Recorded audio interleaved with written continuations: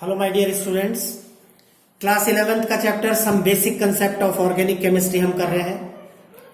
इससे पहले वाली वीडियोस में हमने आईयूपीएसी नोमेनक्लेचर किया। अब हम कुछ इफेक्ट्स की चर्चा करेंगे, इफेक्ट्स की बात करेंगे। सबसे पहले स्टार्ट करेंगे हाइपर कंजुगेशन, जिसे हम नो बॉन्ड रेजोनेंस भी कहते हैं। इससे पहले मैं कहूंगा चैनल को सब्सक्राइब करना मत भूलिए, लाइक करिए वीडियो को, अपने फ्रेंड्स के साथ शेयर जरूर करिए। आई विल से जब भी कोई रिएक्शन होती है, whenever a reaction takes place, तो हमने पहले भी केमिकल रिएक्शन को डिफाइन किया। केमिकल रिएक्शन वो रिएक्शन है जिसमें पुराने बॉन्ड टूटते हैं और नए बॉन्ड बनते हैं। यू मस्ट नोट, पुराने बॉन्ड का टूटना और नए बॉन्ड का बनना, पुराने बॉन्ड का टूटना और नए बॉन्ड का बनना कहलाएगा केमिकल रिएक्शन। तो जब भी एक केमिकल रिएक्शन होगी तो रिएक्टेंट के बॉन्ड टूटेंगे और प्रोडक्ट के नए बॉन्ड बनेंगे। रिएक्टेंट के बॉन्ड टूटेंगे और प्रोडक्ट के नए बॉन्ड बनेंगे।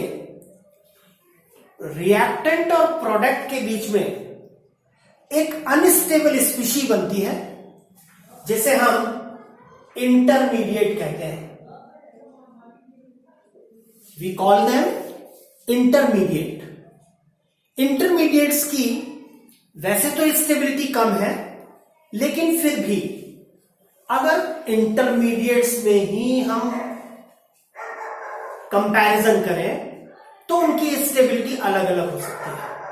इंटरमीडिएट्स में ही कंपैरिजन करें तो उन इंटरमीडिएट्स के बारे में हम आज पढ़ेंगे। सबसे पहले हम कार्बोकैटायंस की बात करेंगे।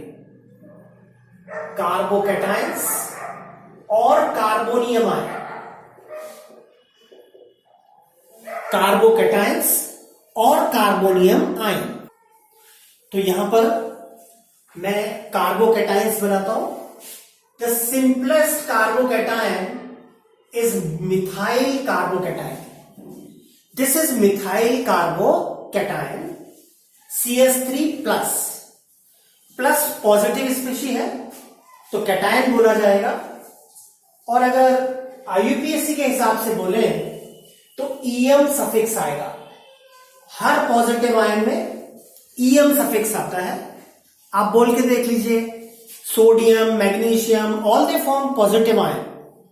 तो carbonium ion, this is CH3 CH2 plus, this is 1 degree carbocation.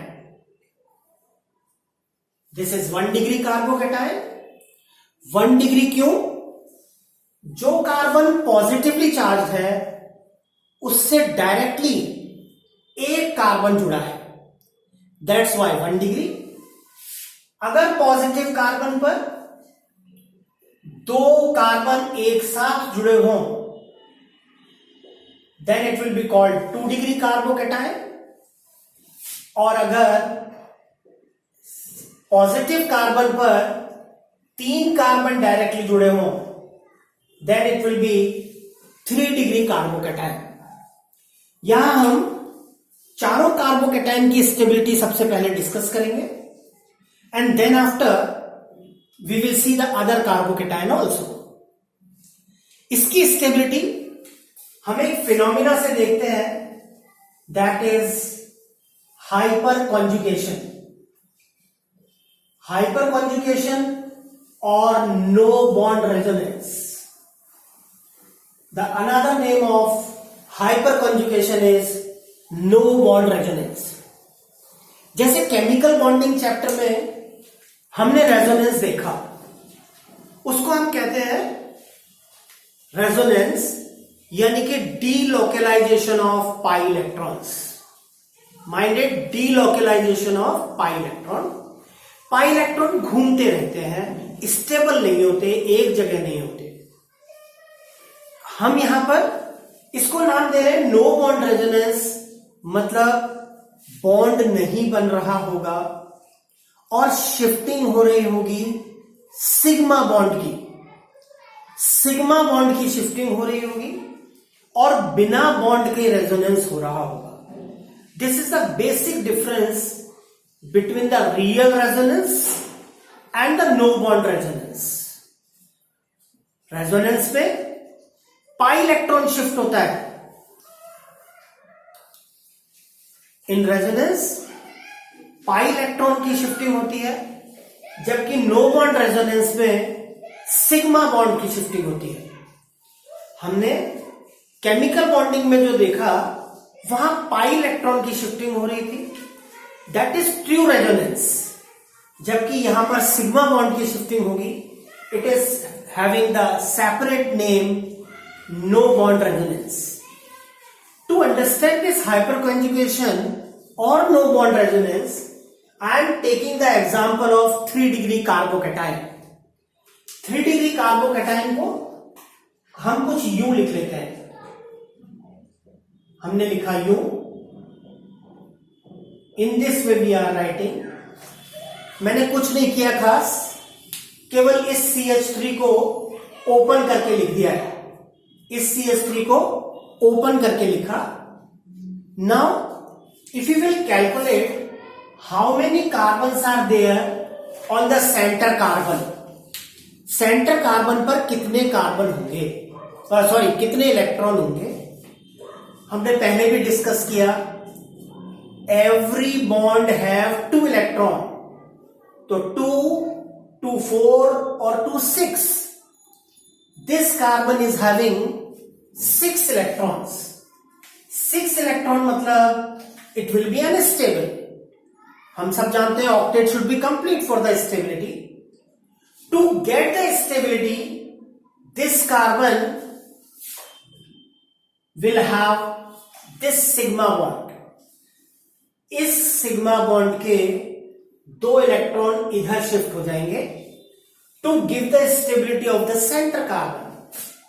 So the structure will change like this.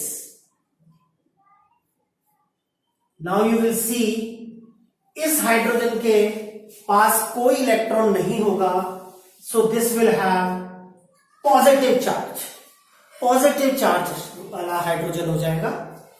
अगर अब आप इस कार्बन के इलेक्ट्रॉन कैलकुलेट करेंगे, then it will have now 8 electrons.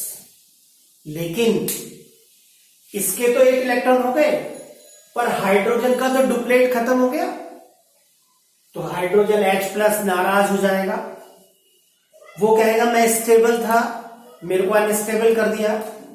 So what will happen, ये दोनों electron इधर shift हो जाएंगे।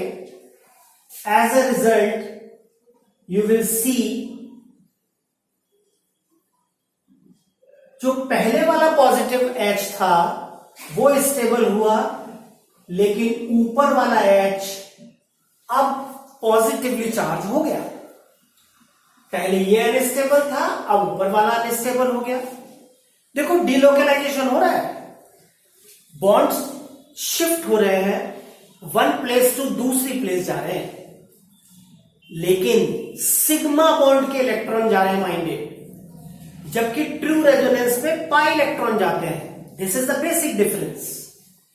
अब ये H+ अनस्टेबल है, इसको स्टेबलाइज करने के लिए ये दोनों इलेक्ट्रॉन इधर शिफ्ट हो जाएंगे। As a result now the structure will change like this. Now the left hydrogen will have positive charge, but the center carbon is still having 8 electron. Then after, once again the rotation will takes place. ये pi electron इधर चला जाएगा, है ना, ये pi electron इधर चला जाएगा, पहले वाली फॉर्म में स्ट्रक्चर आ जाएगा। Then after, this CH3 will take part, then this CH3 will take part.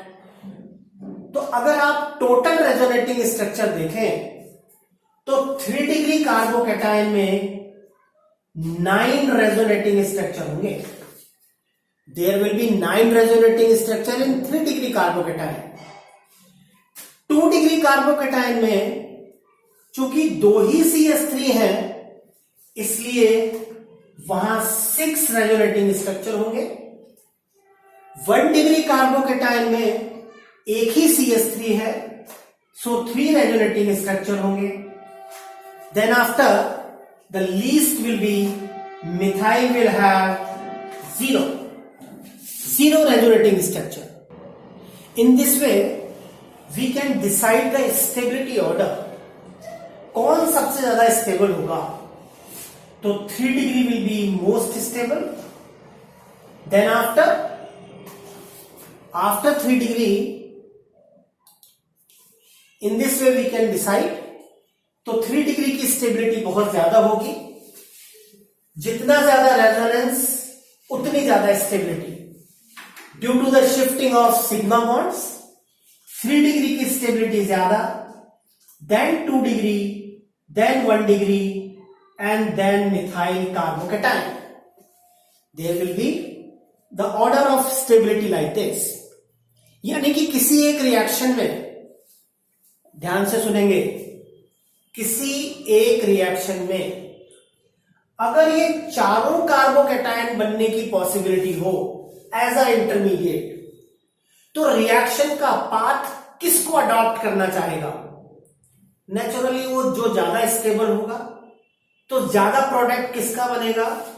3 degree carbocation का प्रोडक्ट ज्यादा बनेगा in comparison to 2 degree, in comparison to 1 degree and in comparison to methyl.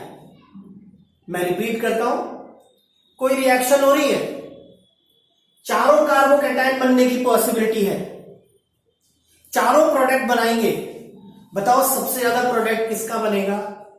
तो हम कह सकते हैं 3 डिग्री कार्बोकेटाइन सबसे ज्यादा अमाउंट में प्रोडक्ट बनाएगा, सबसे ज्यादा अमाउंट में बनाएगा, क्योंकि उसकी स्टेबिलिटी सबसे ज्यादा है। Okay, so this is the stability order. अब हम यहां रियल रेजोनेंस यानी कि डीलोकेलाइजेशन ऑफ पाई इलेक्ट्रॉन जिनमें होता है, उन मॉलिक्यूल्स को भी अगर ऐड कर लें, then once again we can compare the stability. Here I am taking the carbocation, this is benzyl carbocation, this is benzyl carbocation. One another carbocation we can have diphenyl carbocation. आप देख रहे होंगे benzene ring है यहां, और benzene ring है तो pi bond तो होगा ही होगा। अब यहां पाई इलेक्ट्रॉन शिफ्ट करेंगे, रियल रेजोनेंस करेंगे, डीलोकेलाइजेशन ऑफ पाई इलेक्ट्रॉन करेंगे।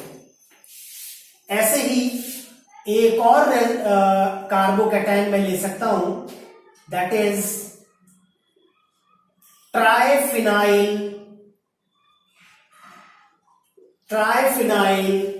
Methyl carbocation. Benzyl, diphenyl methyl carbocation, triphenyl methyl carbocation. अगर आप इन तीनों की स्टेबिलिटी देखें, तो नेचुरली इन तीनों की stability in open chain carbocation से तो ज्यादा होगी ही होगी। द रीजन बिहाइंड, यहां सिग्मा बॉन्ड शिफ्ट होता है, यहां हाइपर कंजुगेशन हो रहा है, जबकि यहां पर ट्रू रेजोनेंस होगा। यहां पर पाई इलेक्ट्रॉन की शिफ्टिंग होगी, डीलोकेलाइजेशन ऑफ पाई बॉन्ड होगा। तो यहां पर आप देखेंगे टोटल पाई बॉन्ड कितने हैं? 3, 6 और 3, 9। यहां 9 पाई बॉन्ड्स हैं, यहां 6 और यहां 3। जितने ज्यादा पाई बॉन्ड होंगे उतना ज्यादा रेजोनेंस होगा, उतनी ज्यादा स्टेबिलिटी होगी। तो 3 डिग्री से ज्यादा स्टेबल हम कह सकते हैं बेंजाइल होगा, बेंजाइल से ज्यादा डाइफिनाइल मिथाइल कार्बोकेटाइन, ये वाला, और सबसे ज्यादा स्टेबल होगा triphenyl methyl carbocation. In this way, we can check the stability for a reaction if there is a possibility of formation of more than one intermediate. This is a benefit. भाई question तो आ सकता है हमारे दिमाग में कि क्यों पढ़ा जाए, स्टेबिलिटी क्यों पढ़ी जाए। तो मैंने आपको एग्जांपल दिया, एक रिएक्शन हो रही है, तीनों कार्बोकैटायन बन रहे हैं, कम या ज्यादा, नेचुरली ये सबसे ज्यादा स्टेबल है इन तीनों में, तो ये सबसे ज्यादा देर तक रिएक्शन में रहेगा, सबसे ज्यादा प्रोडक्ट बनाएगा। Okay, now we will see the stability of carbon free radicals. Carbon free radicals की स्टेबिलिटी देखने से पहले चैनल को सब्सक्राइब करना मत भूलिए, आगे आने वाली वीडियो जरूर देखिए। इंडक्टिव इफेक्ट, मीजोमेरिक इफेक्ट के बारे में हम चर्चा करेंगे। अब हम देखेंगे कार्बन फ्री रेडिकल्स। तो क्वेश्चन ये आता है, फ्री रेडिकल वर्ड क्या है? What is free radical? Free radical क्या होता है? तो फ्री रेडिकल का सिंपल मीनिंग है, अगर कहीं अनपेयर्ड इलेक्ट्रॉन प्रेजेंट हो, कहीं पर अगर अनपेयर्ड इलेक्ट्रॉन प्रेजेंट है तो हम उसे ऑर्गेनिक केमिस्ट्री में फ्री रेडिकल नाम देते हैं। जैसे फॉर एग्जांपल, इस कार्बन पर एक इलेक्ट्रॉन फ्री है, कहेंगे methyl free radical, 1 degree free radical, 2 degree free radical, और ये 3 डिग्री फ्री रेडिकल। जैसे प्लस था वैसे अब यहां अनपेयर्ड इलेक्ट्रॉन प्रेजेंट है। हमने कंपैरिजन करने के लिए स्टेबिलिटी का 3 डिग्री को सेलेक्ट किया। 3 डिग्री में हम हाइपर कंजुगेशन देखते हैं। अगर आप इस कार्बन पर इलेक्ट्रॉन कंपेयर करें तो यहां अब 7 इलेक्ट्रॉन है, कैलकुलेट करके देख लीजिए। 2 इलेक्ट्रॉन इस बॉन्ड में, 2 यहां और 2 यहां, 6 और 1 7 इलेक्ट्रॉन्स आर प्रेजेंट। यानी कि स्टेबिलिटी के लिए अब इस कार्बन को एक इलेक्ट्रॉन चाहिए, केवल एक इलेक्ट्रॉन की रिक्वायरमेंट है। तो वो एक इलेक्ट्रॉन कहां से आएगा? See this bond, every bond have 2 electron.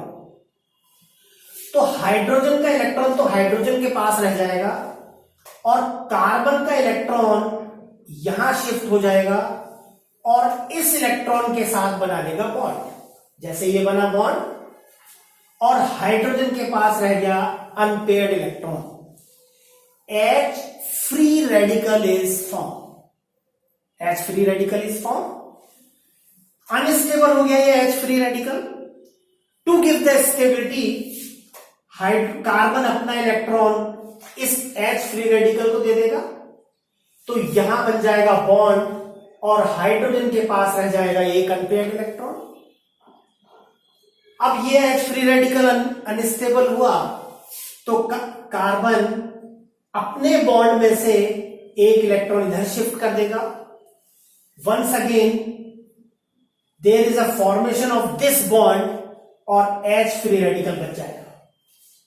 Once again in the similar way you will see 3 degree बना रहा है, टोटल 9 रेजोनेटिंग स्ट्रक्चर। भाई एक CH3 की वजह से बने 3, इस CH3 की वजह से भी 3 और इस CH3 की वजह से भी 3।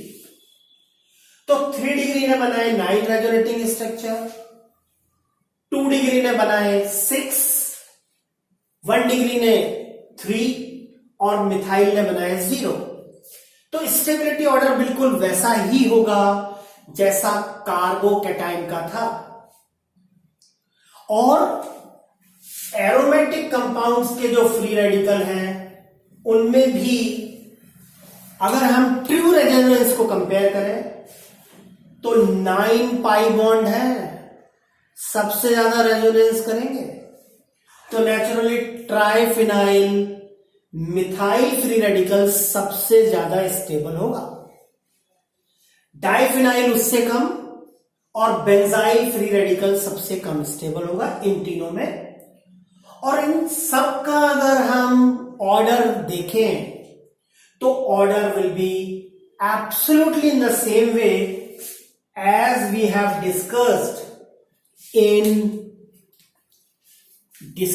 इन कार्बोकैटायंस। कार्बोकैटायंस की स्टेबिलिटी जैसा ही ऑर्डर है। यहां एक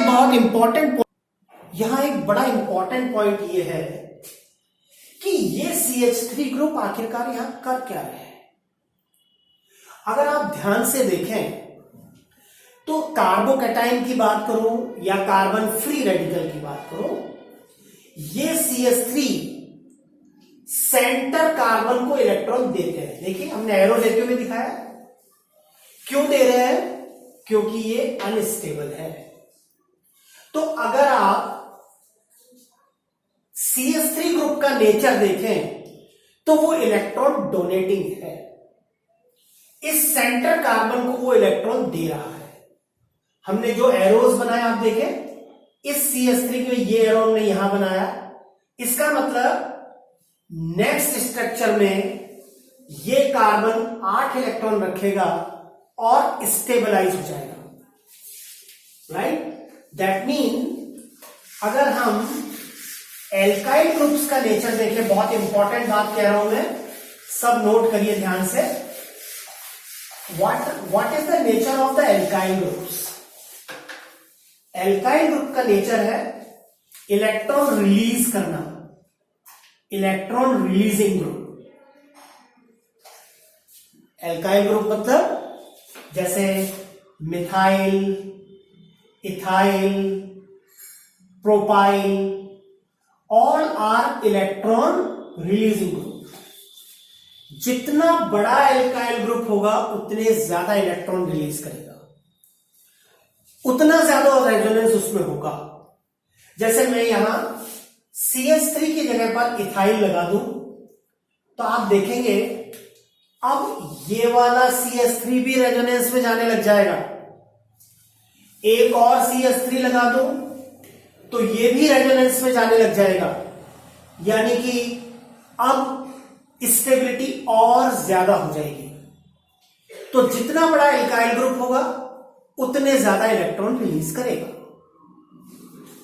जैसे इलेक्ट्रॉन रिलीजिंग ग्रुप है, तो अगर हम कार्ब एनायन का स्टेबिलिटी ऑर्डर देखें, कार्ब एनायन, एनायन मतलब नेगेटिवली चार्ज्ड, एनायन मतलब नेगेटिवली चार्ज। तो अगर मैं यहां एक एक इलेक्ट्रॉन इंक्रीज कर दूं तो ये बन गया कार्ब एनायन। ओके? अगर आप कार्ब एनायन को देखें तो इसके पास ऑलरेडी 8 इलेक्ट्रॉन हैं, सारे कार्बन के पास। इसके पास भी 8 हैं। काउंट करके देख लेते हैं। 2 in this bond, 2 in this bond, 2 in this bond, 6 और एक लोन पेयर। भाई कार्ब एनायन कैसे बन रहा होगा? सपोज करो ये मैंने लिया CH3Cl, CH3Cl में इस बॉन्ड को देखें जो कि पोलर बॉन्ड है। एक इलेक्ट्रॉन कार्बन का है और एक इलेक्ट्रॉन Cl का। अगर Cl का इलेक्ट्रॉन कार्बन के पास चला जाए, Cl अपना इलेक्ट्रॉन कार्बन को दे दे, तो आप देखो लोन पेयर जनरेट हो गया। Because of 1 extra electron of Cl on this carbon will have negative charge. As a result, carb anion will form. Now we want to check the stability of these 4 carb anions. आप देखेंगे centre carbon पर already 8 electron है, तो फिर कौन stable? तो फिर methyl ज्यादा स्टेबल। क्यों भाई? क्योंकि अभी अभी हमने पढ़ा CH3 का इलेक्ट्रॉन रिलीजिंग नेचर है। ये तीनों CH3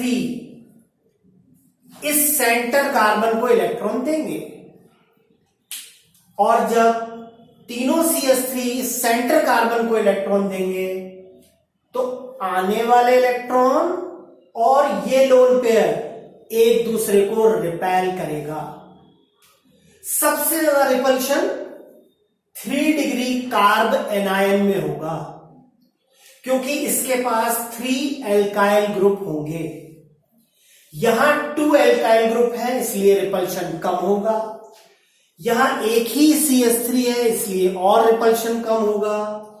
यहां एक भी CH3 नहीं है इसलिए मिथाइल मोस्ट स्टेबल होगा। Methyl will be most stable.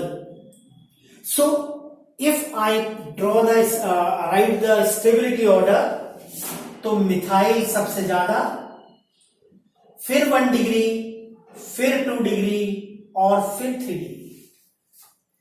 Now the question rises कि अगर पाई बॉन्ड वाले कार्ब एनायन आ जाएं तो क्या स्टेबिलिटी ऑर्डर होगा?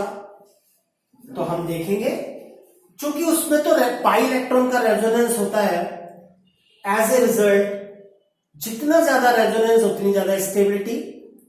जैसे हमने कार्बोकैटायन में देखा, हमने कार्ब एनायन में देखा, और सॉरी कार्बन फ्री रेडिकल्स में देखा, तो मिथाइल से ज्यादा स्टेबल होगा बेंजाइल, चूंकि पाई इलेक्ट्रॉन का रेजोनेंस बेंजाइल से ज्यादा डायफिनाइल मिथाइल कार्बेनाइन में होगा और उससे ज्यादा resonance triphenyl methyl carb A9 में होगा। So this will be the stability order of carb anions. In this way we can check the stability of different intermediates. हमको ये बहुत हेल्प करेंगी जब हम रिएक्शंस वगैरह करेंगे। इनकी प्रैक्टिस जरूर करें, इनको बना के देखें, याद करने की कोशिश नहीं करें, समझने की कोशिश करें। लास्ट में जरूर कहूंगा चैनल को सब्सक्राइब करना मत भूलिए, शेयर जरूर करिए अपने फ्रेंड्स के साथ, लाइक करिए।